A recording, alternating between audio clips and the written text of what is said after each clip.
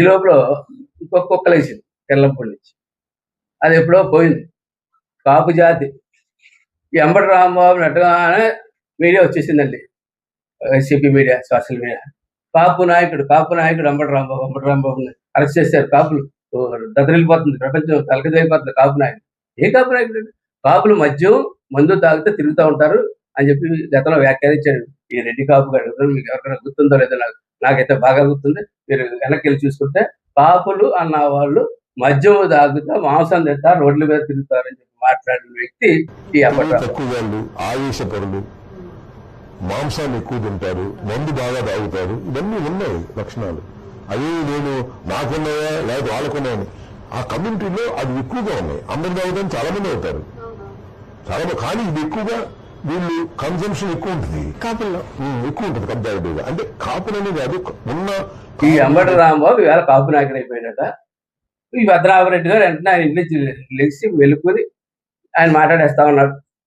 బాబు గౌరవనీయ పద్మనాభరెడ్డి గారు, మీ ఆరోగ్యం బాగోలేదని అన్నారు. ఆరోగ్యం బాగుండాలని కోరుకుంటా ఉన్నాను. మీరు 100 ఏళ్ళు ఆరోగ్యంతో ఉండాలని కోరుకుంటా ఉన్నాను. అలాగే 100 ఏళ్ళు పద్మనాభరెడ్డిగానే బతకమని కోరుకుంటా ఉన్నాను.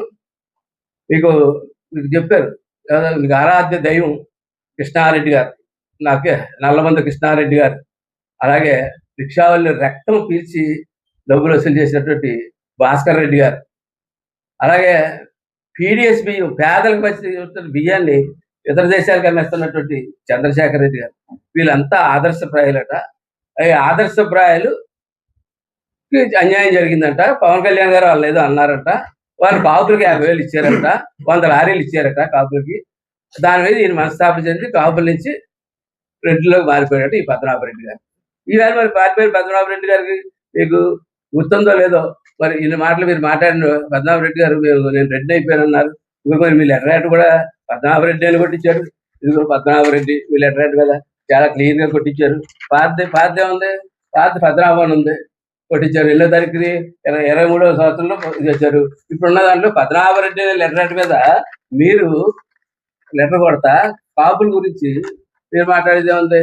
వెళ్ళండి జగన్మోహన్ రెడ్డి దగ్గరికి, చంద్రశేఖర్ రెడ్డి దగ్గరికి, వాళ్ళ బాబు భాస్కర్ రెడ్డి దగ్గరికి, ఇంకా వెళ్ళగలిగితే అక్కడ కృష్ణారెడ్డి పైన ఉన్నాడు కృష్ణారెడ్డి దగ్గరికి వెళ్ళండి. అంతే తప్ప మా దగ్గరకు వచ్చి ఇక్కడ ఏదో కాపుల్ని ఈ రాష్ట్రం నుంచి చంద్రబాబు నాయుడు గారు పంపించేస్తున్నారు.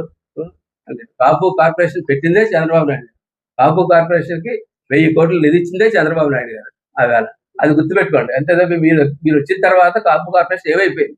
పిల్లలు చదువులు మధ్యలో ఆగిపోయి కాపు కార్పొరేషన్ మీద అనేక లోన్లు ఇచ్చాం. ఆ లోన్లు ఇన్స్టాల్మెంట్ ఇవ్వడం మానేస్తే విదేశాల్లోకి వెళ్ళిపోయి చిక్కడిపోయారు. అక్కడ చిక్కడిపోయి